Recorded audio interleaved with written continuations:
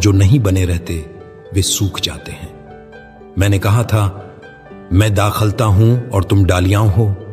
जो मुझ में बना रहता है और मैं उसमें, वही बहुत फल लाता है, क्योंकि मुझसे अलग होकर तुम कुछ नहीं कर सकते।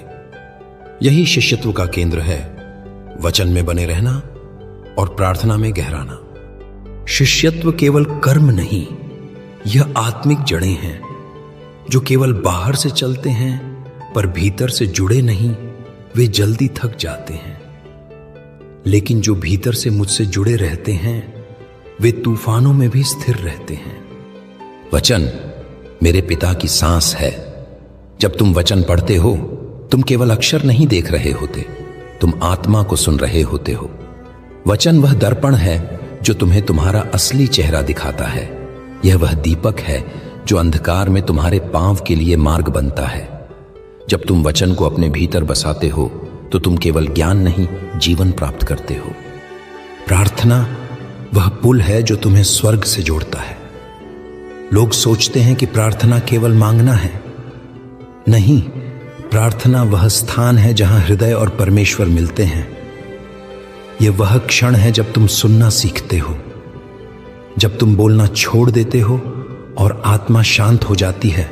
तब मैं बोलता हूं।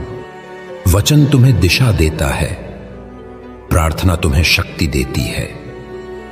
वचन तुम्हें दिखाता है क्या करना है, प्रार्थना तुम्हें सक्षम बनाती है कि वह कर सको। दोनों साथ हैं, जैसे सांस लेना और छोड़ना। एक के बिना जीवन नहीं चलता। कभी कभी लोग कहते हैं, मैं परमेश्वर को सुन नहीं पाता। मैं कहता हूं, क्या तुमने उसकी चिट्ठी खोली है? वचन वही है। हर बार जब तुम बाइबल खोलते हो, स्वर्ग तुम्हारे सामने खुल जाता है। वचन तुम्हारे मन को नया बनाता है, तुम्हारी सोच को बदलता है, और जब सोच बदलती है तब जीवन बदलता है। जो शिष्य वचन से दूर हो जाता है वह अपने ही विचारों पर निर्भर हो जाता है, और मनुष्य के विचार सीमित हैं पर परमेश्वर का वचन अनंत है। इसीलिए जब भी तुम भ्रम में पड़ो, जब भी दिशा खोदो, जब भी आत्मा थक जाए, वचन में लौटो, वहां तुम्हें उत्तर मिलेगा।